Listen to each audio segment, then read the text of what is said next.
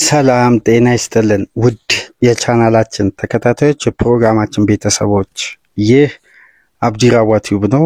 ፕሮግራማችንን ላይክ በማድረግ እንድትጀምሩ አዲስ የሆናችሁ ሰብስክራይብ በማድረግ ለዚህ ቻናል ቤተሰብ እንድትሆኑ ይህንን ፕሮግራም ከሀገር ውጭ የምታደምጡ የቻናላችን ተከታታዮች በሱፐር ስቲከር ሱፐር ቻት ሱፐር ታንክስ ድጋፍ እንድታደርጉ በአክብሮት እየጋበዝን በአርብ ፕሮግራማችን እንግዲህ ከምንመለከተው ጉዳዮች መካከል በሊቨርፑል ዙሪያ የተሰማው የጉዳት መረጃና በወቅታዊ ብቃት በፕሪሚየር ሊጉ ሁለተኛ ሪከርድ ፈራሚ የሆነው ፍሎሪያን ቪርትዝ በተጫዋቹ ዙሪያ ያተኮረ ሰፊ ቆይታ እናደርጋለን። ስለ አጀማመሩ ሊቨርፑል የመጀመሪያ 10 ጨዋታ በሜዳውና ከሜዳው ውጪ የዚህ የ22 ዓመት ወጣት ጀርመናዊ ወርልድ ክላስ ተጫዋች እንደሆነ ይታወቃል። ነገር ግን በሊቨርፑል ቤት በተጠበቀው ደረጃ አጀማመሩ ለምንድን ነው መልካም ያለው ነው ወይስ ካሁን በኋላ በዚህ ብቃት ይቀጥላል ወይስ እነ ዋይን ሩኒ ጂሚ ካራገር በተጋበዙበት የቲቪ ፕሮግራሞች የሚያነሷቸው ሐሳቦችን አሰልጣኙ በማዳመጥ እንግዲህ ተጽዕኖስ በመግባት ተጫዋቹን ከቤንች ሊያስጀምሩ ይችላሉ ወይ የሚለውን በተወሰነ መልኩ እንመለከታለን። በተለይ ከነገው የምሽቱ ጨዋታ ቀደም ብሎ መነሳት ያለበትን ነጥብ በዚህ ፕሮግራም በአሊሰን ቤከር ጉዳትና በፍሎሪያን ቪርትዝ አጀማመር ዙሪያ የምናነሳቸው ነጥቦች ይኖራሉ። በዚህ ፕሮግራም ቆይታ እናደርጋለን። ከዚህ ፕሮግራም በመቀጠል እንግዲህ በአርሴናል ቤት ተቀይሮ የገባ ልዩነት እየፈጠረ ቋሚም በሆነ አጋጣሚ ደግሞ ግቦችን ማስቆጠር የቀጠለው ጋብሪኤል ማርቲኔሊ ይሄ ብቃቱ እንዴት ሊሻሻል ቻለ በሚለው ደግሞ የተወሰኑ ሐሳቦችን እናነሳለን። በተለያዩ ፕሮግራሞች አርብን ከናንተ ጋር ቆይታ እናደርጋለን። በድጋሚ አሁን ለከፈታችሁ ላይክ እያደረጋችሁ የዚህን ፕሮግራም ተደራሽነት እንድታሰፉ በአክብሮት እየጋበዝን እንዲሁም ይህንን ፕሮግራም ከሀገር ውጭ የምታደምጡ ድጋፍ እንድታደርጉ በአክብሮት እንጋብዛለን። ሊቨርፑል እንግዲህ ባለፈው ማክሰኞ ከጋላታሳራይ ጋር በዩኤፋ ቻምፒየንስ ሊግ የሊግ ፌዝ ሁለተኛ ጨዋታ በነበረው በቱርክ 1-0 መሸነፍ ይታወቃል።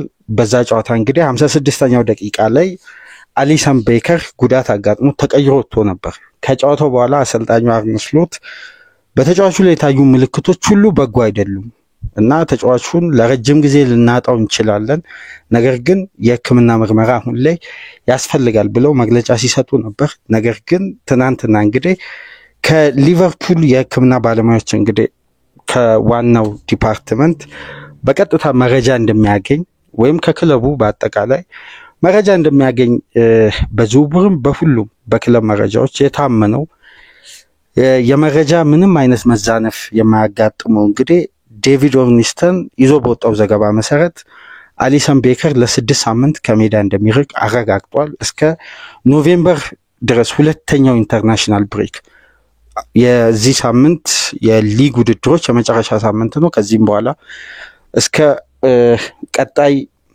ኦክቶበር 16-17 ድረስ የሊግ ጨዋታ አይኖርም። ለኢንተርናሽናል ብሬክ ይቋረጣል። ከዛም በኋላ ነው እንግዲህ እንደገና የሊግ ጨዋታ ጀምሮ ኖቬምበር ላይ በሚቋረጠው ነው አሊሰን ቤከር ወደ ሜዳ የሚመለሰው እና በቀጣይ ሊቨርፑል ከቼልሲ ጋር ጨምሮ ማንቸስተር ዩናይትድን፣ ሪያል ማድሪድን፣ ማንቸስተር ሲቲን፣ ብሬንፎርድ፣ አስቶን ቪላ እነዚህን ሁሉ ጨዋታዎች በሻምፒየንስ ሊግ እና ኢንትራ ፍራንክፈርትን በሚያገኝበት ጨዋታ ሁሉ ወደ 9 ጨዋታ ገደማ አሊሰን ቤከር አይኖርም። ይሄ ደግሞ ለአርነ ስሎት ከባድ ራስ ምታት ነው። በተለይ እንደተጠናቀቀው የውድድር ዓመት ሳይሆን የዘንድሮ ቡድን ውስጥ አሊሰንን ማጣት ለአሰልጣኙ ትልቅ ራስ ምታት ሆኗል። ምክንያቱም አሁን በሊቨርፑል ቤት ባለፉት 10 ጨዋታዎች በሁሉም ውድድሮች ክለቡ ካደረገው ከኮሚቲ ሺልድ የፍጻሜ ጨዋታ አንስቶ እስከ መጨረሻ የጋላታሳራይ ሽንፈት ድረስ በአስደናቂ ብቃት ከጨዋታ ጨዋታ ሊቨርፑል ባሸነፈባቸውም በተሸነፈባቸውም ጨዋታዎች እስካሁን ድረስ የብቃት መውረድ የማይታይበት በየውድድር ዓመቱ ለሊቨርፑል የሚገኙ ድሎች በአጠቃላይ ከበስተጀርባ ትልቁ ሚና የሚጫወት በአሁን ሰዓት የዓለማችን ምርጡን ግብ ጠባቂ ነው እንግዲህ አሊሰንን ሊቨርፑል በዚህ ወቅት ያጣው።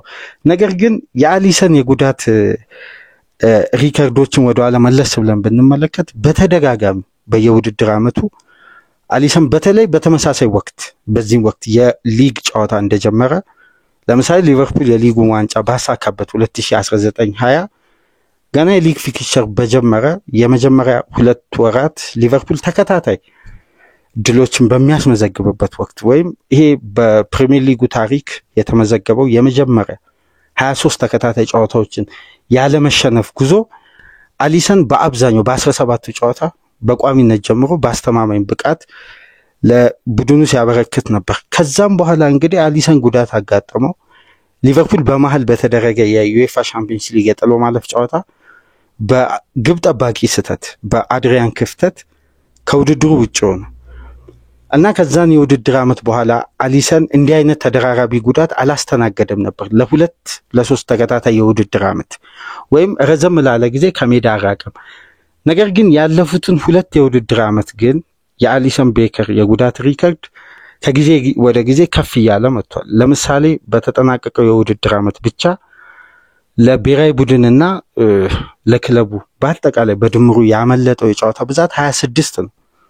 26 ጨዋታዎችን አሊሰን በጉዳት ምክንያት 2024-25ን አላከናወንም። በ2023-24 ደግሞ ከ2 ወራት በላይ በተመሳሳይ ከሜዳ ርቆ ነበር እና የተጫዋች በግብ ጠባቂ ፖዚሽን ላይ ምናልባት በቅርብ ዓመት ውስጥ ከታዩ የተጫዋቾች የግብ ጠባቂ ጉዳት ውስጥ አሊሰን ቤከርን አንድ የቀድሞ ፊዚዮቴራፒስቶች የራሳቸውን ስታት የተጫዋቾችን ጉዳት መነሻ በማድረግ የሚያስቀምጡት ቁጥሮች አሉ። በዓለም እግር ኳስ በግብ ጠባቂ ፖዚሽን ላይ በተሰለፈባቸው ጨዋታዎች የቡድኑን አሸናፊነት በቀጥታ ተሳትፎ በማድረግ በሚል ሬቱ ሁሌም ከ0.76 የማያንስ ወይም በጨዋታ ላይ ካለው ቀጥተኛ አስተዋጽኦ ወይም ይሄ በሙሉ የጨዋታ ሬት በየጊዜው በ90 ደቂቃ በሚሰጡ ሬቶች ከ6.98 ወይም ከ7 የማያንስ ግብ ጠባቂ ኮንሲስታንሲ ያለው በጉዳት ምክንያት ደግሞ ክለቡን በሚያጣበት ወቅት ያን የቡድን ጥንካሬ በማጣት ባላንስ በማጣት ደግሞ በግብ ጠባቂ በሚገኝ ሬት ክለቡ የሚያገኘው ነጥብ በቀጥታ ተሳትፎ ካልኩሌት በማድረግ እንግዲህ ሊቨርፑል ማግኘት ካለበት በአሊሰን አስተዋጽኦ 0.7 ነጥብ ባንዴ ይቀንስና ወደ 0.5 ይወርዳል አሊሰን በጉዳት ምክንያት ሲርቅ እና በግብ ጠባቂ በኩል የመጨረሻ ለግብ የቀረቡ ከ0.6 በላይ ኤክስጂ ያላቸውን ኳሶች በማዳን ለ3 ተከታታይ የውድድር ዓመት በነገራችን ላይ በ5ቱ ትላልቅ ሊጎች ውስጥ ግንባር ቀደም ግብ ጠባቂ። በሁለተኛ ደረጃ ደግሞ በተጠናቀቀው የውድድር ዓመት በፓርክ ዲ ፍራንስ የነበረው የአሊሰን ብቃት ደግሞ በተለየ ሁኔታ ሁሌም አሊሰን ከሚነሳባቸው አጋጣሚዎች ውስጥ በቅርብ ዓመት በተለይ በአርነ ስሎት ስብስብ ውስጥ ግንባር ቀደም ትልቁ ጨዋታ የተጫዋቹን ኳሊቲ የምንለይበት የተለየ ስታንዳርዱን ያሳየ 9 ኢላማውን የጠበቀ 5.6 ኤክስጂ የሆኑ ኳሶችን ከ5 ጎል በላይ ማለት ያዳነበትን የቻምፒየንስ ሊግ ምሽት ነው። በዘንድሮ የውድድር ዓመት ሊቨርፑል ተከታታይ 2 ጨዋታ ሲሸነፍ በኤክስጂ ደረጃ እንኳን ክፍት ከሆነ እንቅስቃሴ ለምሳሌ ክሪስታል ፓላስ ከረፍ በፊት በነበረ እንቅስቃሴ ቢያንስ የጨዋታው ልዩነት ከ3 ጎል በላይ ይሆን ነበር። በአሊሰን አስደናቂ ብቃት ነበር እና ለመጨረሻ ጊዜ በጋላታሳራይ ጨዋታ በተጎዳበት እንቅስቃሴ ላይ ካስተዋላችሁ የቪክተር ኦሲሜን ግብ በጣም የቀረበች ነበር። አሊሰን ያዳናት ኳስ በዛች አጋጣሚ ነው እንግዲህ ተጫዋቹ ተጎድቶ መውጣት የቻለውና አሊሰን ትልቅ ጉድለት ነው ለሊቨርፑል በዚህን ሰዓት በተለይ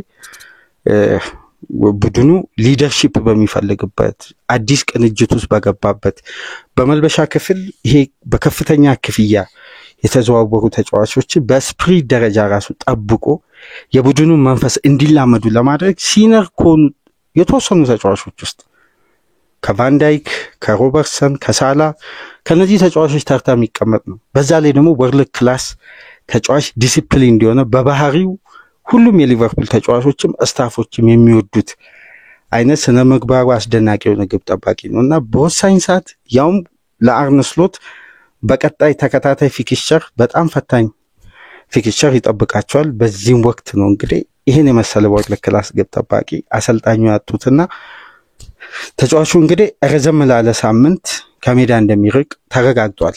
307 ከ2018 ጀምሮ ከሮማ ከተዘዋወረበት ጊዜ አንስቶ 307 ጨዋታዎችን አድርጎ 134 ክሊን ሺት በመጠበቅ እንግዲህ የራሱን ሪከርድ እዚሁ ሊቨርፑል ቤት ውስጥ ማሻሻል የቻለ በሊቨርፑል ውጤታማ ጉዞ ውስጥ ቀጥተኛ ተሳትፎ ሁሌም የሚነሳና በዚህም ወቅት የዓለማችን ምርጡ ግብ ጠባቂ የሆነውን አሊሰን ቤከርን እንግዲህ ሊቨርፑል አጥቷል።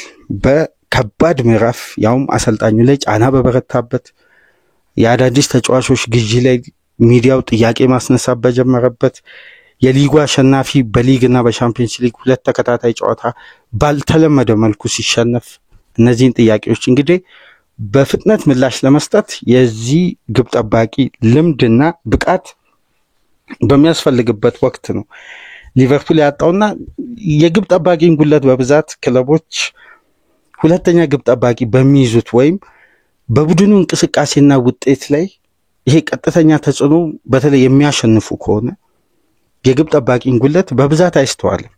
ነገር ግን የአሊሰን ጉለት በሊቨርፑል ቤት ሚስተዋለው በትላልቅ ጨዋታዎች በትላልቅና በወሳኝ ጨዋታዎች ለምሳሌ አምና የምታስታውሱ ከሆነ ሊቨርፑልና ኒውካስል በሴንት ጄምስ ፓርክ ሊቨርፑል ከመመራት ተነስቶ ከ2-0 3-2 ውጤቱን ቀይሮ በነበረበት ወቅት የመጨረሻ 89ኛ ደቂቃ ላይ ኩቢን ከለር የሰራው ስህተት የኤክስፒሪየንስ በዛች ደቂቃ ውስጥ መረጋጋትና ቡድኑን በመምራት በኩል በማደራጀት እንዴት መከላከል እንዳለበት የተከላካይ ክፍሉን በደንብ ከኋላ ሆኖ በመምራት እንደነዚህ አይነት ጥቃቅን ስህተቶች የሚቀረፉበት ሰዓት ላይ ነበር ከለር ትልቅ ስህተት ሰርቶ ሊቨርፑል አቻ መውጣት የቻለው እና በአንዳንድ አጋጣሚዎች ከለር በተሰለፈበት ጨዋታ ሊቨርፑል ተከታታይ ድሎችን ማስመዝገቡ የአሊሰን ጉለት እንደ ትልቅ አይወሰድም ነበር። የዘንድሮ የውድድር ዓመት ግን የዚህ ግብ ጠባቂ አስተዋጽኦ ምናልባት ሊቨርፑል 5ቱን ተከታታይ ጨዋታ በሊጉ አስደናቂ አጀማመር አድርጎ ሲያሸንፍ የዚህ ግብ ጠባቂ አስተዋጽኦ ከኋላ መስመር ሊቨርፑል በርካታ ግቦችን እንዳያስተናግድ ይሄ የተከላካይ መስመር ባልተረጋጋበት በርካታ ስህተቶችን በሚሰሩበት አሊሰን ሲጎድል ከኋላ መስመር ያለውን ስጋት ወይም ጥንካሬ በጣም ነው የሚያጎለው።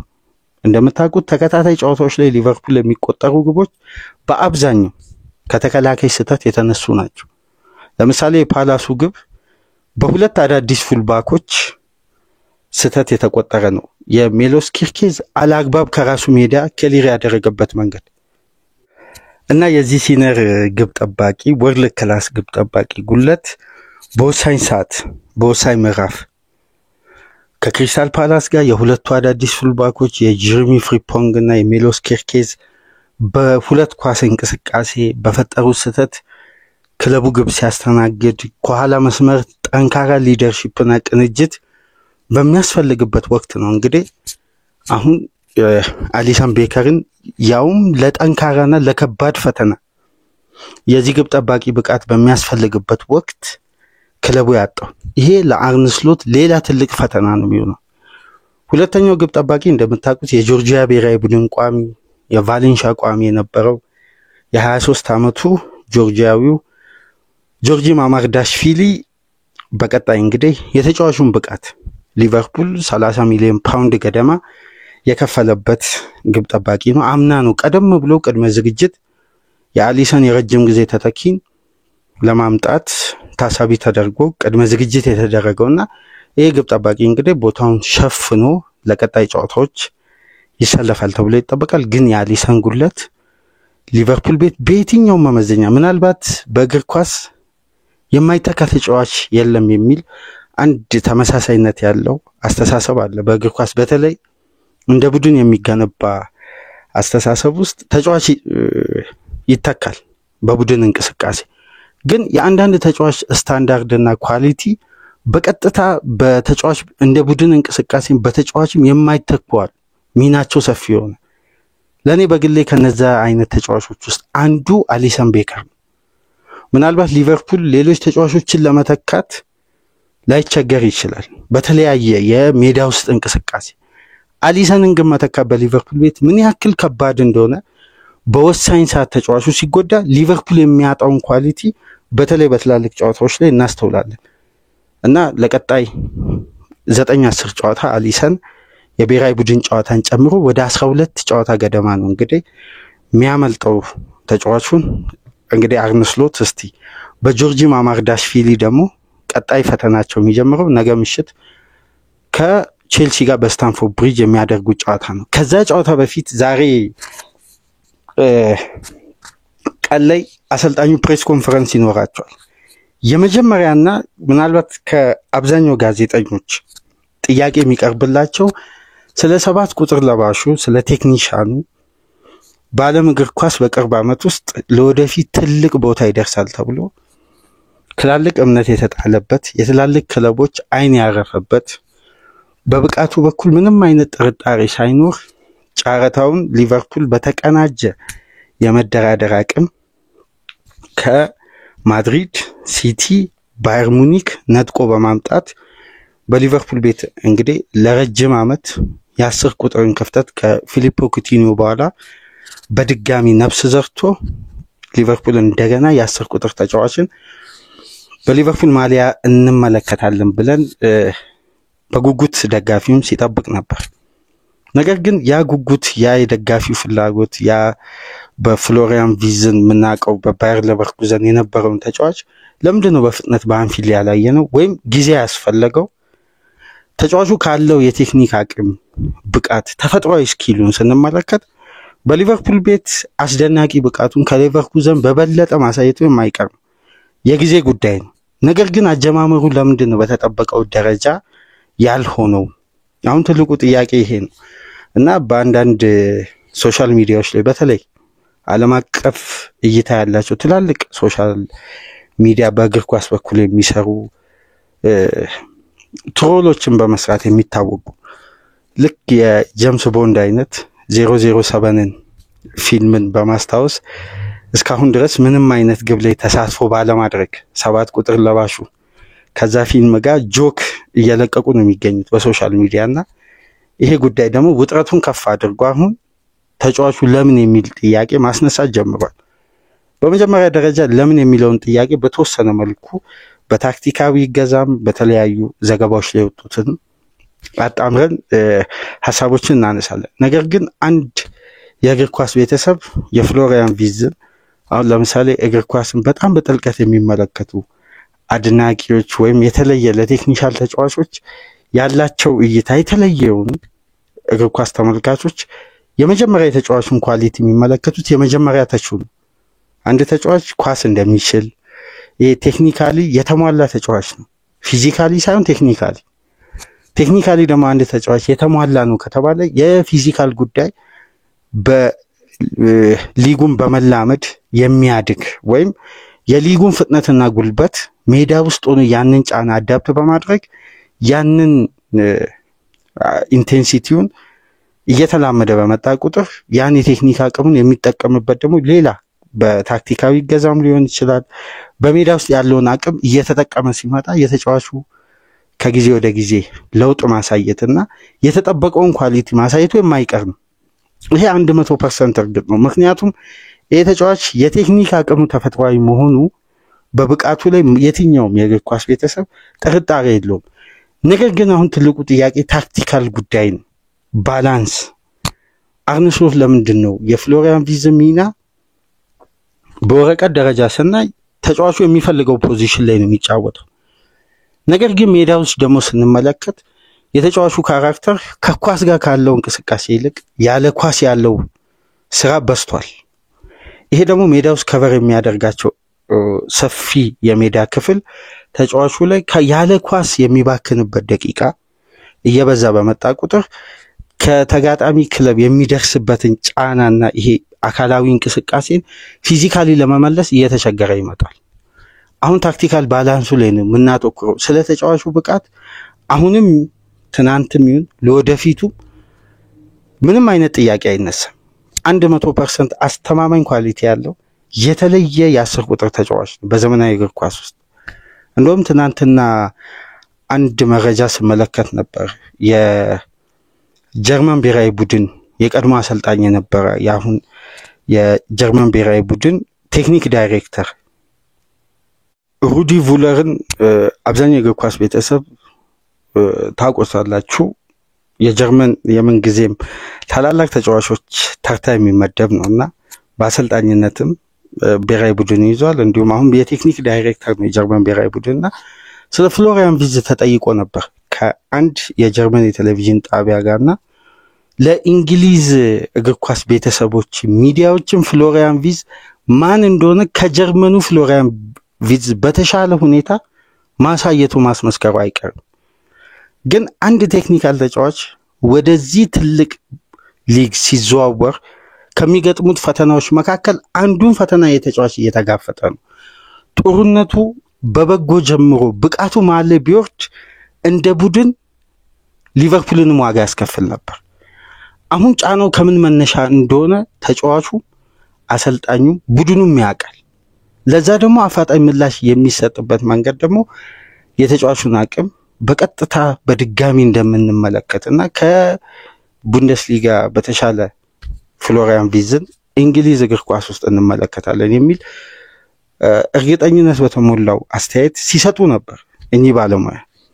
ነገር ግን አትሌቲክስ አንድ ዘገባ ምሽት ላይ ይዞ ወጥቶ ነበር። በተለይ ክሬግ ኢቫንስ የሚባለው የሊቨርፑል የቀድሞ የአንፊልድ ኮንፊደንሻል ጻፊ የነበረ በሊቨርፑል ዙሪያ የሚጽፋቸው ጽሁፎች ይሄ የክለቡ ሪፖርተር ሳይሆን በቀጥታ ይሄ እንደ ክለብ ሪፖርተሮች ለክለቡ የተወሰነ ፖዚቲቭ ነገር ይዞ አይደለም ይጽፈው ወይም እንደነ ጄምስ ፒርስ ለሊቨርፑል ያደላ ወይም ባላንስ አድርጎ አይደለም ይጽፈው። በቀጥታ ያለውን እውነታ ነው ቁጭ የሚያደርገው። ምንም አይነት ይሄ ከክለብ ድጋፍና ከክለብ ሪፖርተር ጋር አያይዞ የሚጽፍ አይደለም። ትክክለኛ ያለውን እውነታ ነው የሚያስቀምጠውና ክሬግ ኢቫንስ ይዞ በወጣው ዘገባ መሰረት ያነሳቸው ነጥቦች አሉ። በመጀመሪያ ደረጃ ተጫዋቹ የሊቨርፑል ስብስብ ውስጥ ስለሚኖረው ሚናና ስሎት ለተጫዋቹ በፓወርፖይንት መጀመሪያ በድርድሩ ወቅት የገለጹበትን ስትራቴጂና ስሎትን ድንገት የውድድር ዓመቱ ሲጀምር ያጋጠማቸው የራሱ የቡድኑ ባላንስ ማጣት አለ። ያ ደግሞ በቀጥታ ተጽዕኖ ፍሎሪያን ቪዝን ነው መጀመሪያ ያጠቃ ያለው ነው የሚለው ክሬግ ኢቫንስ የመጀመሪያ ዘገባውን ሲጀምር። የሊቨርፑል የተከላካይ ስፍራ በሁለቱ ፉልባኮች በአዳዲስ በመጀመሪያ ጨዋታ ሲጀምር በማጥቃቱ በኩል ሁለቱም ተጫዋቾች ከወትሮ ስሎት ከሚከተሉት የሎ ብሎክ ስትራክቸር ወይም ወደ ኋላ በበለጠ አዘንብሎ ከመጫወት ይልቅ ወደ ተጋጣሚ የመጫወቻ ክልል የሚቀርብ የሃይላይን ስትራክቸር በዘንድሮ የውድድር ዓመት ሲጠቀሙ ሁለቱ ፉልባኮች በጣም ኦቨርላፕ የሚያደርጉ ወይም ወደፊት ፕሮግረስ የሚያደርጉ ፉልባኮች ናቸው። ከመከላከል ይልቅ ማጥቃት የሚቀላቸው። በተለይ ጀረሚ ፍሪምፖንግ ፉልባክ አልነበረም፣ ዊንግ ባክ ነው። አምና ግን የሊቨርፑል ትልቁ ባላንስ የነበረው የአራት አማካዮች ሚና ነው ስሎት በአንድ ጨዋታ የሚያገኙት። አራት የአማካይ ባህሪ ያላቸው የፓስ ሲኩዌንሳቸው በአማካይ ከጨዋታ ጨዋታ ቢያንስ ከሚያደርጓቸው ከሚነኳቸው ኳሶች ውስጥ 90% የመሳካት እድሉ ሰፊ የሆነ በሜዳ ውስጥ ባለ እንቅስቃሴ ደግሞ ሊቨርፑል ተጋጣሚ ጫና በፈጠረ ቁጥር ለመሻገር የአራቱም አማካዮች ኳሊቲ የተለያየ መሆኑ ሊቨርፑል በየትኛውም የሜዳ ክፍል ለማጥቃት አይቸገርም። ባላንሱ የሚጠበቀው አራት የአማካይ ባህሪ ባላቸው ሶስት ተፈጥሯዊ አማካዮች። አንደኛው የሊቨርፑል ፉልባክ ነው፣ ትሬንት አሌክሳንደር አርኖልድ። አሁን ሊቨርፑል በሃይ ፕሬሲንግ ከተጋጣሚ ጫና ቢመጣበት በረጃጅም ፓሶች ለሳላም ለጋክፖም ለዲያዝም በሚደረጉ በዳይሬክት አታክ ፋይናል ሰርድ በቀላሉ ይገባል እና ያልተዛነፈ ረጃጅም ፓሶችን ይጠቀማል። አንድ ቡድን ገፍቶ ሊቨርፑልን ፕረስ የሚያደርግ ከሆነ ወደ ራሱ ሜዳ ደግሞ አዘንብሎ በሚድ ብሎክ የሚጫወት ከሆነ ደግሞ አርኖልድ የሚጀምራቸው ይሄ የቢልድ አፕ በመስመሮች መሃል የሚያደርጋቸው ሰንጣቂ ኳሶች ሊቨርፑል በትራንዚሽን በኩል የራሱን ኳስ ከራሱ የመጫወቻ ክልል ሲጀምር አይቸገርም። ለመሻገር የተጋጣሚን ጫና በቀላሉ ነበር የሚሻገረው። ያኔ የሶቦዝ ላይ ሰፊ የሜዳ ክልል እየሮጠ ተጋጣሚ የሜዳ ክልል ውስጥ እየገባ በቁጥር ሊቨርፑልን ትርፍ የሚያደርግበት እንቅስቃሴ አለ። ሁለተኛው ጉዳይ ግን የሊቨርፑል የፊት መስመር ተጫዋች በሐሰተኛ 9 ቁጥር አብዛኛውን ጨዋታ የጀመረው ሉዊስ ዲያዝ ነው። ስለዚህ ሉዊስ ዲያዝ በዛ ሚና ላይ ተገድቦ አይቆይም ወይም በተጋጣሚ ቦክስ ውስጥ በእያንዳንዱ ኳስ የሚገኝ ተጫዋች አይደለም። ባይሆን ወደ አማካይ ወርዶ የአማካይ ቁጥሩን ለሊቨርፑል 5 ያደርጋል። እንደገና ሌላ ተጨማሪ ማለት ፖዚሽን በፖዚሽን ሊቨርፑል ትርፍ ተጫዋች አለው በእያንዳንዱ እንቅስቃሴ። ስለዚህ ከኳስ ጋር ሊቨርፑል እድል ለመፍጠር በጨዋታ አይቸገርም ወይም የሚፈጥራቸው እድሎች ላይ ኮንቲኒቲ ያለው አይባክንም እንቅስቃሴ። አሁን ጉለቱ ምንድነው? ሁለት ባላንስ ሊቨርፑል ጎደለበት። አንደኛ ፍሎሪያን ቪዝ የሚሰለፍ ከሆነ አንደኛው አማካይ ቤንች መሆን አለበት ወይም ወደ ሌላ ዳይሬክሽን ወደ ሌላ ፖዚሽን ይቀየራል። በአብዛኛው እንደምታዩት ሰቦዝ ላይ ነው ሮቴት የሚያደርጉት። ግራ 8 ቁጥር፣ ቀኝ 8 ቁጥር፣ 6 ቁጥርም ቀኝ ፉልባክ በተለያየ ሲስተም እየተጠቀሙት ነው።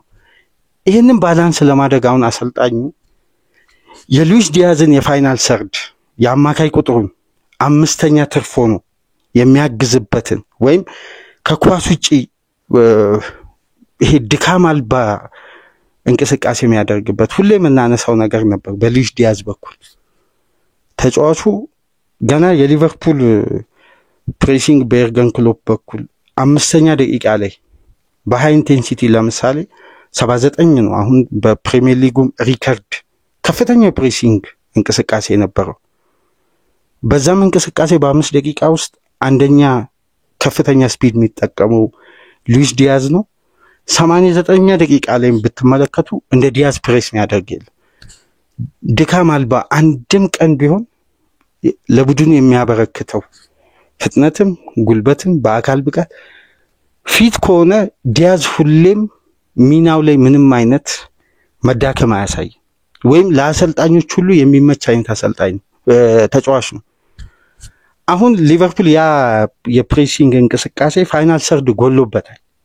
ትርፍ ሆኖ ሊቨርፑል በአማካይ ቁጥር በቀላሉ የተጋጣሚን የሚድ ብሎክ ስትራክቸርን የሚያልፍበት እንቅስቃሴ ላይ አንድ የዲያዝ ወርክ ሬት ጎሎበታል። ይሄንን ከቨር እንዲያደርጋው ነው የሰጠው ለፍሎሪያን ቪዝ ነው። አንድ አምና ከሉዊስ ዲያዝ ጋር ሺፍት እያደረገ ትርፍ በሆነ እንቅስቃሴ ወደ ተጋጣሚ ሜዳ እየገባ ጫና የሚፈጥረው ዶሚኒክ ሶቦዝ ላይ ነው ያለ ኳስ። ለዛ ነው ሶቦዝ ላይ አምና በመጀመሪያ ዙር ጨዋታዎች የምታስተውሱ ከሆነ ይሄ የ10 ቁጥር ተጫዋች አይመስልም። ክሬት አያደርግም፣ አሲስት አያደርግም፣ ግቦችን አያስቆጥርም። ግን ሊቨርፑል ያለ ኳስ ተጋጣሚን ኳስ ለማስጣል በሚጥርበት ወቅት አብዛኛውን ስራ የሚሰራው እሱ ነው። ፋይናል ሰርድ ተብሎ በሶቦዝ ላይ ወርክ ሬት ነበር አምና አብዛኛው ሲያደንቁት የነበረው። ዘንድሮ ግን ሶቦዝ ላይ ፋይናል ሰርድ እንደዛ እንዳይጫወት አንዱ አማካይ ይጎላል። የግድ አንዱ አማካይ ቤንች መሆን አለበት ፍሎሪያን ቪዝ ስላለ። ስለዚህ አርነ ስሎት የሁለቱን ተጫዋቾች የሉዊስ ዲያዝን እና የሶቦዝ ላይን የፋይናል ሰርድ ሰፊውን የሜዳ ክፍል ከቨር የሚያደርግበትን ያለ ኳስ ሩጫ ለፍሎሪያን ቪዝ ነው የሰጡት። ቴክኒካሊ ደግሞ ይሄ ተጫዋች በዚህ ሚና አልተጫወተም። አሁን ትልቁ ጉዳይ ይሄ ነው። ይሄን ደግሞ እንዲያደርጉ ያስገደዳቸው ከኋላ መስመር የአርኖልድ ጉለት በሱ ፓስ ደረጃ አልተጠቀም። ስለዚህ ሊቨርፑል በቢልድ አፕ ከራሱ የመጫወቻ ክልል ኳሶችን ሲጀምር በአብዛኛው የሚበላሽበት ትልቁ ክፍተት የአርኖልድ ፖዚሽን በተገቢው ስታንዳርድ አልተጠቀም ወይም ፍሪፖንግ በተጠበቀው ደረጃ አዳፕት አላደረገም ቦታው ላይ። ስለዚህ ለራያን ግራቨንበርግና ለማካሊስተር ወይም ለራያን ግራቨንበርግና ለሶቦዝ ላይ በቀጥታ ጫናው ሚናቸው ከአምናው አንዳንድ እጥፍ የጨመረ ነው። ቢልዳፑ ላይ ምንም አይነት ያልተዛነፈ እንቅስቃሴ ማድረግ ፋይናል ሰርድ ከገቡ በኋላ የአምናውን አይነት በቁጥር ብልጫ እንዲወስዱ ኤሪያዎችን ማሸነፍ፣ ከዛም በኋላ ደግሞ በተጋጣሚ ጫና ከመጣ ደግሞ ዱዌሎችን የማሸነፍ። አምና ግን ትርፍ ተጫዋች ነበረው ሊቨርፑል ሜዳ ውስጥ በተጋጣሚ ኤሪያ እንደ አማካይም እንደ ሐሰተኛ 9 ቁጥርም ሆኖ የሚጫወት። ለዚህ ነው ፍሎሪያን ቪዝ በአብዛኛው ኤኬቲኬ በተሰለፈበት ጨዋታና በአማካይ ስፍራ ሶቦዝ ላይ ሲሰለፍ ቢያንስ የተጫዋቹ የሩጫ ቁጥር የሚቀንሰው አሁን ይሄን ሩጫ እንዲያደርግ በበለጠ ተጫዋቹ ላይ ደግሞ ጫና ያሳደረው ሌላኛው ለስሎት ድንገተኛ ወይም ከውድድር ዓመቱ መጀመሪያ በፊት የሚያውቁት ነገር ግን በፍጥነት ይቀረፋል ሲሉ ሳይቀረፍ ለ10 ጨዋታ የቆየው የአሌክሲስ ማካሊስተር ለ90 ደቂቃ ብቁ አለመሆን ወይም ያምናውን አይነት ብቃት አለማሳየቱ። ምክንያቱም ደግሞ ተጫዋቹ አሁን ያ የቀድሞውን የቡድኑን ባላንስ መጠበቅ አምና ስናነሳ ነበር። በተለምዶ የርገን ክሎፕ ማካሊስተርን ቴምፐርመንት ብለው ነበር የሚጠሩት። ሊቨርፑል ቤት በቆዩበት ጊዜ አብሮ በሰሩበት ወቅት የቡድኑን ፍጥነትም ግለትንም ማፍጠን ዝግ ባለ ቴምፖ ማረጋጋት የሚችል የቡድኑ ኃይል ባለው ፕሬሲንግ እንዲጫወት ወይም ራሱን ቆጥቦ ዝግ ባለ ቴምፖ እንዲጫወት የሁለቱም እንቅስቃሴ ዋና ኃይል ተደርጎ ነበር የሚወሰደው በየርገን ክሎፕ። ዘንድሮ ያ ብቃት የለም። አምናም በዚህ ኳሊቲው ነበር ሊቨርፑልን በትላልቅ ጨዋታዎች ጭምር ግብ ያስቆጠረ ልዩነት ፈጣሪ ነበር።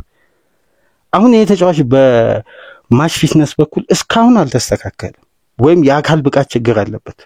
አምና ለምሳሌ የመጨረሻ ከኤፕሪል ወር ጀምሮ እስካሁን ድረስ ባለው 90 ደቂቃ ጨርሶ አያውቅም።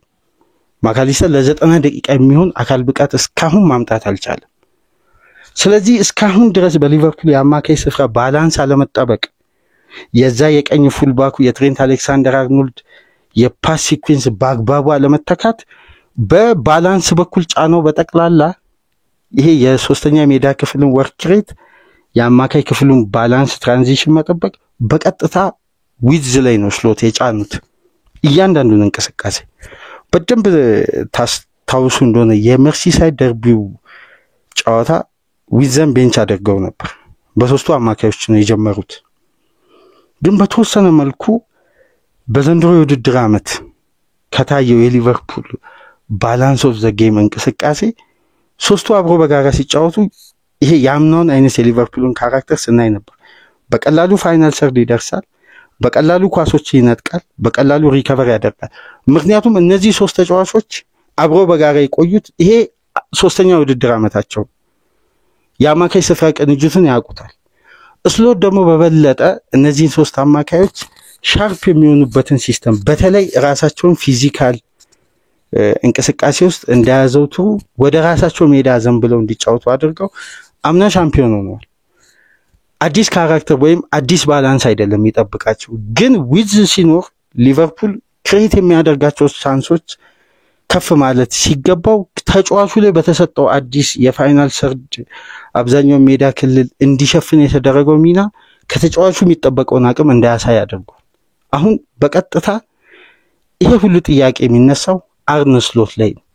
ማንም አይደለም ኃላፊነቱ። ይሄ ተጫዋች ለምሳሌ በተወሰኑ እንቅስቃሴዎች ውስጥ ክፍተት ሲያገኝ ወይም ኤሪያዎችን ሲያገኝ የተወሰኑ ስፔሶችን ሲያደርግ የሚያደርጋቸውን ፓሶች ላስተዋለ ይሄ ተጫዋች ፋይናል ሰርድ ይሄ ሎድ ቀንሰው ወይም በሌላ ሚና ባላንስ አድርገው ይሄ ተጫዋች ከኳስ ጋር የሚቆይበት ደቂቃን ከፍ ካደረጉ አትጠራጠሩ በቅርብ ሳምንት ነው ይሄ ተጫዋች በታሰበው ደረጃ ሳይሆን ከታሰበው በላይ ማድረግ የሚችለው። አሁን ጥያቄው ፍሎሪያን ቪርትዝ ላይ መሆን የለበትም። ዋናው ሀሳብ ስሎት ከራሳቸው የታክቲክ መንገድ ዘንድሮ አሁን ፋይናል ሰርድ በደንብ ሶስተኛ የሜዳ ክፍል ካያችሁ አምና ሊቨርፑል ከአጭር ፓስ ንክኪ በፍጥነት ግብ የሚፈጥር በፍጥነት ግቦች የሚያስቆጥር በአንድ ጨዋታ አማካይ ኤክስጂው ግብ የነበረው 2 ነው። አምናው የሊቨርፑል አብዛኛውን ውጤት ብትመለከቱ 2-0 ውጤት ይበዛል ወይም የ2 ጎል ማርጂን 2-1 2-0 3-1 እንደዚህ አይነት ውጤት ወይም 3-0 እና ክለቡ የሚያስቆጥርበት ደቂቃ የተገደበለት አልነበረም። ወይም አድቫንቴጅ ከወሰደ ወይም መምራት ከቻለ የሚቀለበስበት አይነት ቡድን አይደለም። በጣም ኮምፓክት ነው። ዘንድሮ አሁን ከኳስ ጋር ያለው ኮንትሮል በመጀመሪያ ደረጃ ጤናማ አይደለም። ያለፉትን ጨዋታዎች አይታችሁ ከሆነ በአግባቡ ፓስ የሚደረግበት እንቅስቃሴ እንኳን የተቀናጀ አይደለም። ይሄ በቀላሉ ለፕሬሲንግ የሚጋለጥ በቀላሉ የሚነጠቅ ቢልድ አፕ አሁን እንደቀድሞ ወደ ግብ ታርጌት ያደረገ አይደለም የሚደጋገም ቫንዳይክ ለኩናቴ ኩናቴ ለቫንዳይክ ከዛም ወደ ኋላ ወደ አሊሰን በጣም የተጋጣሚ ተጫዋች ፕረስ አድርጎ ይመጣ ከሆነ በረጅሙ ለኢኬቲኬ የሚደጋገም ነገር ግን አምና ቫንዳይክ ለራያን ግራቨንበርች በሚያደርገው ፓስ በደንብ አንድ ተደጋጋሚ የሊቨርፑልን ጨዋታ ላስታውሳችሁ የተቆጠሩትን ግቦች አሁን የሊቨርፑል ቢልድ በጣም በቀላሉ ተጋጣሚ የመጫወቻ ክልል ውስጥ ገብቶ እንደ ግቦች እንደሚያስቆጥር የስፒች ታውንን ጨዋታ የመጀመሪያ የሊጉን ጨዋታ ታስታውሱ ከሆነ ኩናቴን ኮንሳን በኩናቴ ቀየሩበት ዋነኛ ምክንያት ኤሪያል ዱዌሎችን ማሸነፍ ስላልቻለን ተበለጥን አሉ ለዛ ፈጣን ለውጥ ያስፈልጋል ኮንሳን አውጥተን ኩናቴን አስገብ ያኔ ሰከንድ ሃፍ በለጥን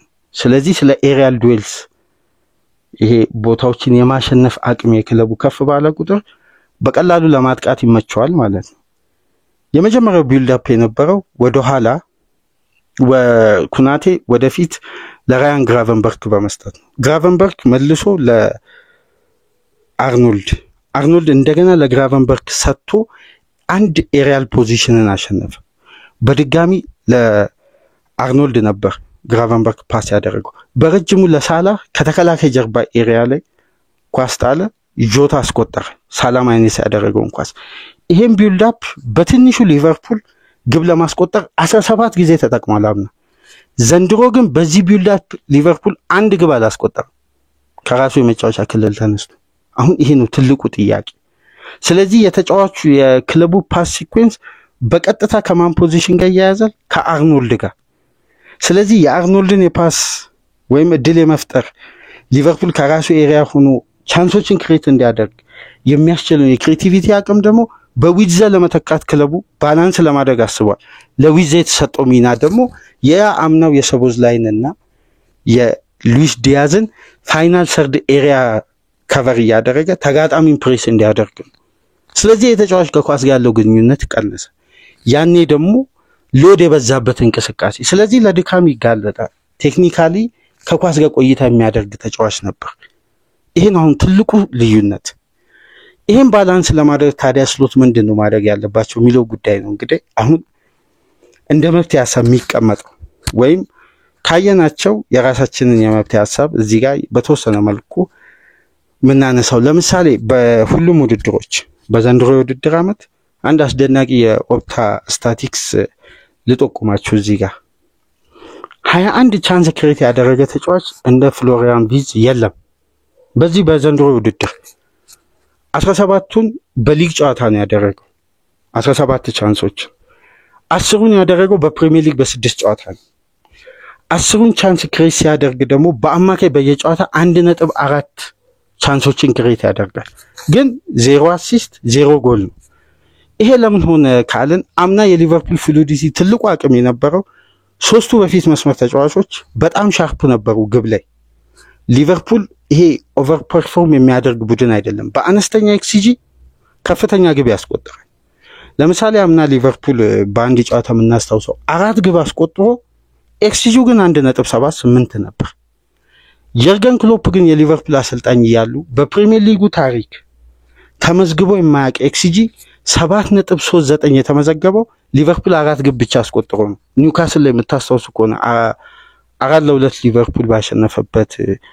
የአንፊልድ ጨዋታ እንደውም በሳምንቱ አጋማሽ የተደረገ ጨዋታ ነበር ምሽት ላይ በከፍተኛ ዝናብ የተደረገ ጨዋታ 7.39 ኤክስጂ በፕሪሚየር ሊጉ ታሪክ ተመዝግቦ አያውቅም በዛ ደረጃ ክለቡ ሙከራ የሚያደርግ ነው የአምናው ቡድን ግን አባካኝ አይደለም የፋይናል ሰርድ እንቅስቃሴዎች ሁሌም ገዳይ ቡድኑ ስለሆነ ውጤትን ቀደም ብሎ ይገላል ወይም አስተማማኝ ነበር በየትኛውም ደቂቃ የማሸነፍ አቅሙ ዘንድሮ ግን ፋይናል ሰርድ ሊቨርፑልን ካያችሁ እንደ ሊቨርፑል አባካኝ ቡድን የለም ለምሳሌ ከጋላታሳራይ ጋር 1.79 ኤክስጂ አስመዝግቦ አንድ ግብ አላስቆጠረም ከክሪስታል ፓላስ ጋር ወደ 1.8 ኤክስጂ አስመዝግቦ አንድም ግብ አላስቆጠረም ሊቨርፑል ከበርንሌ ጋር 2.79 ኤክስጂ አስቆጥሮ አንድ ግብ ነው ያስቆጠረው እሱንም ከፍጹም ቅጣት ምት ስለዚህ አሰልጣኙ ላይ ያለው ታክቲካል ፍሌክሲቢሊቲ ላይ ትልቅ ጥያቄ አለ በተጫዋቾች ስታንዳርድ ላይ ግን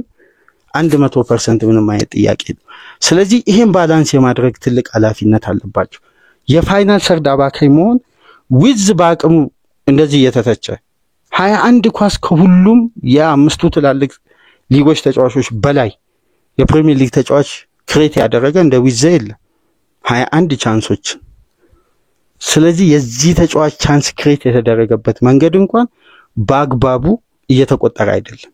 ስለዚህ ፋይናል ሰርድ ላይ አንድ ቅንጅት ይጎላል። ነገር ግን አሁን የቡድን እንቅስቃሴ ባላንስ ለማድረግ የዚህ ተጫዋች ምርጥ የነበረውን እንቅስቃሴ ወደ ኋላ መለስ ብለን ስናስተውስ ራያን ግራቨንበርክና ሶቦዝ ላይ ሲጫወቱ ሁለቱ ተጫዋቾች በተለይ ከኳስ ጋር ያላቸው መረጋጋት ከማካሊስተር በደንብ የተሻለ ነው። አንደኛ ሶቦዝ ላይ ፔኔትሬት አድርጎ ፋይናል ሰርድ በተደጋጋሚ የሚገባ ተጫዋች ያኔ የተጋጣሚን ወደ ኋላ ፈክፍጎ የመከላከል ስትራክቸርን ወይም ዊዘን በተናጠል ደብላፕ ያደረጉ ማርክ የሚያደርጉትን አንዱን ተጫዋች ማጉደል ይችላል። በሁለተኛ ደረጃ ደግሞ ራያን ግራቨንበርክ ዲፕ ላይን ፕሌይ ሜከር ሆኖ ሲጫወት ላይን ብሬኪንግ ፓሱ ለዊዘ በቀጥታ ኤሪያዎችን ይከፍታል ወይም ፋይናል ሰርድ ላይ ስፔሶችን ያገኛል። ለምሳሌ አንድ የክሬክ ኢቫንስ ዘገባ ላይ የተመለከትኩት ከዊዝ ጀርባ በሌቨርኩዘን የሚጫወተው ግራኒ ዣካ ነው። ግራኒ ዣካ ደግሞ በአማካይ ስፍራ ከሚገኙ ተጫዋቾች በካራክተር ፓሲቭ ፓሰር ይባላል። ይሄ የተለየ እይታ ያላቸው ወይም በሜዳ ውስጥ ለቡድን አጋሮቹ ትርፍ የመጫወቻ የሜዳ ክፍል ክሬት የሚያደርጉ ይሄ ማለት የመሮጫ ወይም ድሪብል የሚያደርጉበትን ኳስን ይዘው የሚያስቡበትን የተወሰኑ ሰከንዶችን ይሄ ጋፕ የሚያገኙበትን ስፔስ በፓስ ደረጃ መፍጠር የሚችሉ ያንን ደግሞ እንደ ዊዝ አይነት ቴክኒካል ተጫዋቾች የመጠቀም አጋጣሚያቸው ከፍ ያለ ነው። አሁን ሊቨርፑል ያን ኳሊቲ ከማካሊስተር ማግኘት አለበት፣ ደሞም ያገኝ ነበር። የዚህ ተጫዋች ብቃት መውረድ በሊቨርፑል የአማካይ ስፍራ ላይ የተጫዋቾች ወርክ ሬት ከፍ ያለ መጣ። ሎዱ አማካዩ ላይ አንደኛ የተከላካይ ክፍሉ ቢልድ አፕ መሪ የነበረው የአርኖልድ ፓስ ሲጎድል አማካዩ ይሄን ቅኝት መምራት ነበረበት። ይሄን ኃላፊነት አማካዩ ወሰደ። ከአማካዮቹ ደግሞ አንዱ የነበረው ማካሊስተር ብቁ አይደለም ለጨዋታ። አሁን ሊቨርፑል በሁለቱ አማካዮች ብቻ ነው ጤናማ እንቅስቃሴ ያደረገ ያለው በግራቨንበርክና በሶቦዝ ላይ። ስለዚህ ለስሎት ፈታኝ ጊዜ ነው። ይሄን መፍትሄ ደግሞ ለማበጀት የአምናው አይነት ኮንትሮል በደንብ ቡድኑ በድጋሚ ማተኮር አለበት። ይሄ ተደጋጋሚ የፓስ እንቅስቃሴ ያለበትን ኮንትሮል አይደለም። የአምናው አይነት ሻርፕ የነበረው ወይም በእያንዳንዱ እንቅስቃሴ ውስጥ የማጥቃት ትራንዚሽንን ታሳቢ ያደረገ አምናኮ ሊቨርፑል ፋይናል ሰርድ ከገባቸው እንቅስቃሴዎች ውስጥ በሊጉ እኮ 4ኛ ነው 5ኛ በጣም ፋይናል ሰርድ በተደጋጋሚ የሚገባ አይደለም። በሙሉ 90 ደቂቃ በደንብ ጌሙን ኮንትሮል ያደርጋል። በራሱ ፍጥነት ጌሙን የሚመራ ቡድን ነው። ሲፈልጉት ያፈጥናሉ፣ ሲፈልጉት ዝግ ባለ ቴምፖ ነው የሚጫወቱት የነበረው እና አሁን አርነ ስሎት ቅኝታቸውን ነው ድጋሚ ማጥናት ያለባቸው እንጂ የፍሎሪያን ቪዝ ብቃት ምንም አይነት ጥያቄ አይነሳበትም። ምንም አይነት 100% ጥያቄ በእኛ ቻናልም ላይ አንዳንድ አስተያየቶችን ስመለከት ነበር። ዊዝ በጭራሽ አይችልም የሚል መደምደሚያ። እንደ ዊዝ እኮ በ10 ቁጥር ቦታ አሁን ላይ አስተማማኝ ተጫዋችም የለም። በመጀመሪያ ደረጃ ፍሎሪያን ቪዝ ያለውን የእግር ኳስ ኳሊቲ ለመመልከት ድጋሚ የሊቨርኩዘን ቪዲዮ መመልከት የለበትም። ሊቨርፑል ቤት ያለውን የመጀመሪያ ተች ማየት ራሱ በቂ ነው እና የተጫዋች ወደ ብቃቱ መምጣቱ አይቀርም። ግን አሰልጣኙ ይሄን የአማካይ ክፍል ባላንስ ሎድ መቀነስ የሚችሉበትን የራሳቸውና ታክቲካል ዘይቤ መፍጠር አለባቸው በፍጥነት።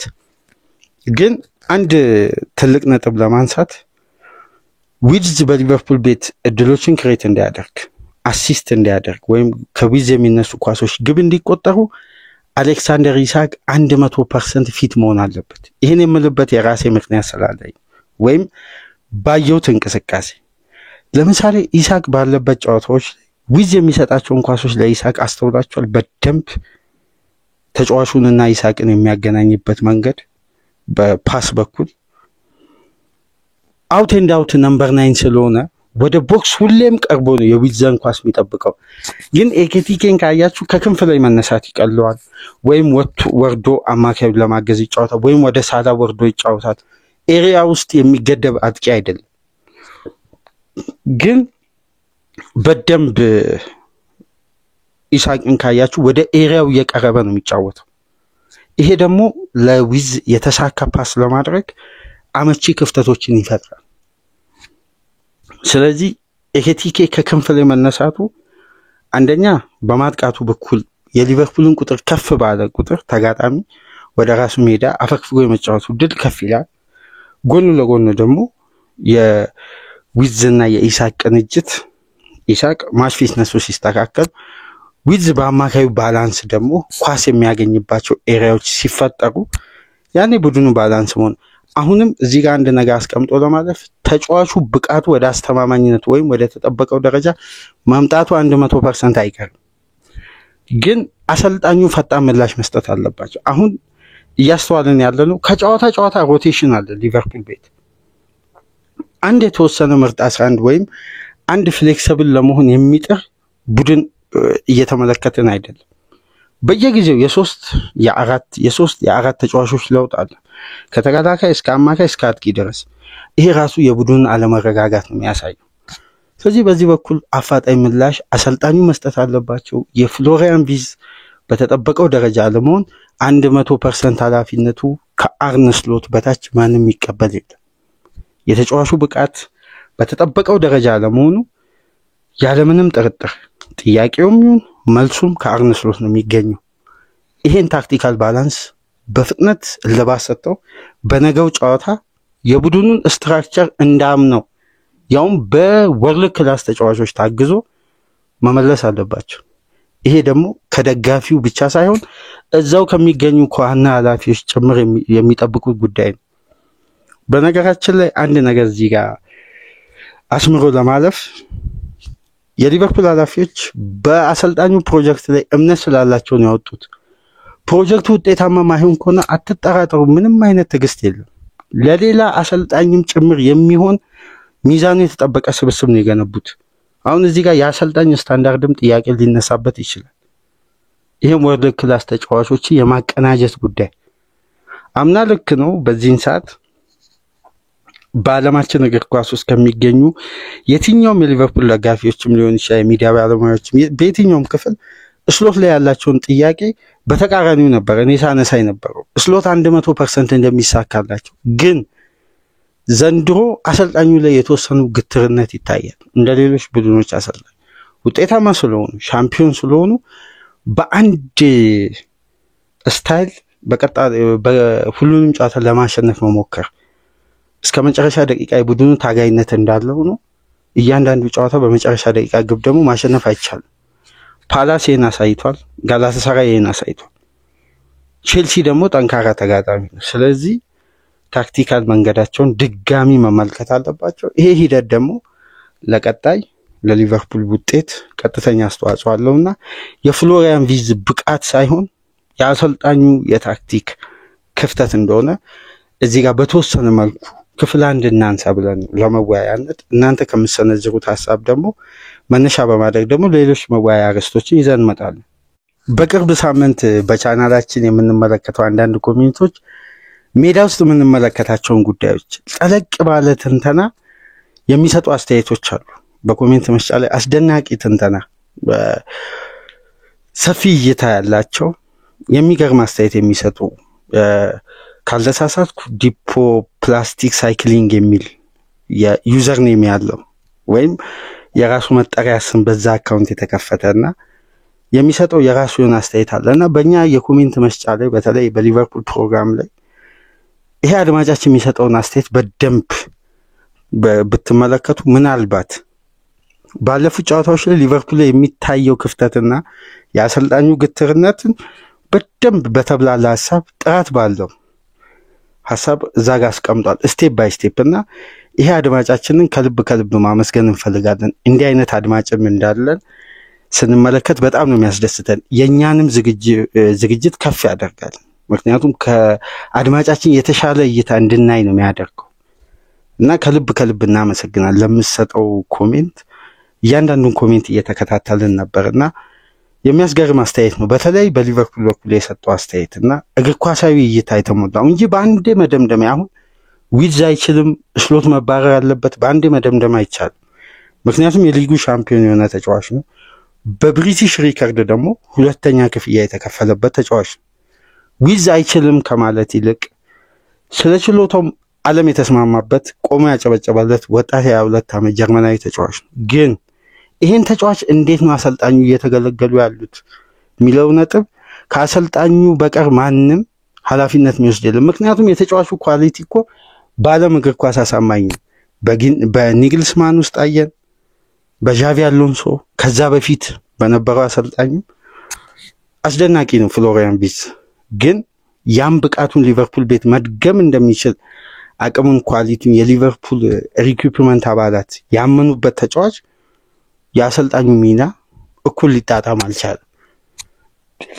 ስለዚህ ያን ያክል ገንዘብ ክለቡ ኢንቨስት አድርጎ ደግሞ ዊዘን ቤንች ማድረግ ሳይሆን በቀጥታ ዊዘን መጫወት የሚችልበትን ታክቲካዊ መንገድ ደግሞ ማምጣት የአሰልጣኙ ኃላፊነት ነው። ምክንያቱም ለሊቨርፑል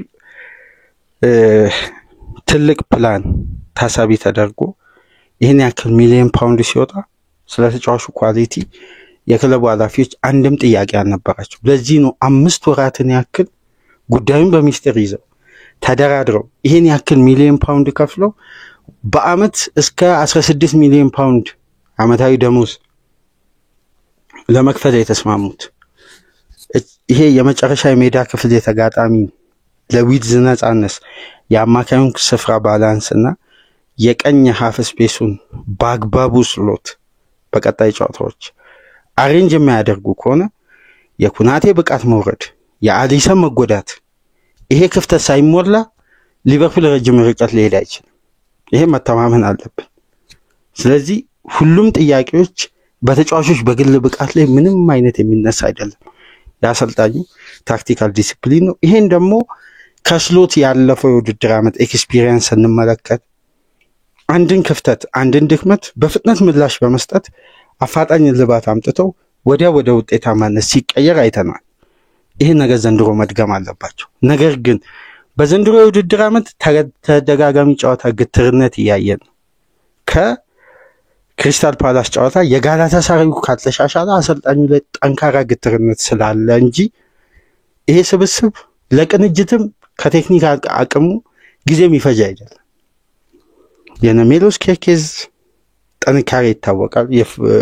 የነጀርሚ ፍሪፖንግ ሂጎ ጌቲኬ ብቻ ነው እስካሁን ከመጡ ተጫዋቾች በጎ እንቅስቃሴ እያሳያለውና ይህን እስቲ ለመወያያ ሐሳብ አነሳን። ነገ ደግሞ በቅድመ ጨዋታ ግምገማ ቼልሲ ከሊቨርፑል በሚያደርጉት ደግሞ የተወሰኑ ሌሎች ሐሳቦችን ጨምረን ከቼልሲ ጋር አጣምረን ይዘላችሁ እንመጣለን። ከተመቻችሁ ላይክ አድርጉ፣ አዲስ ከሆናችሁ ሰብስክራይብ በማድረግ ከሀገር ውጭ የምታደምጡ ደግሞ በሱፐር ቻት፣ በሱፐር ስቲከር፣ በሱፐር ታንክስ ድጋፍ አድርጉ። በሌሎች ፕሮግራሞች ተመልሰን እንመጣለን። ሰላም ቆዩ።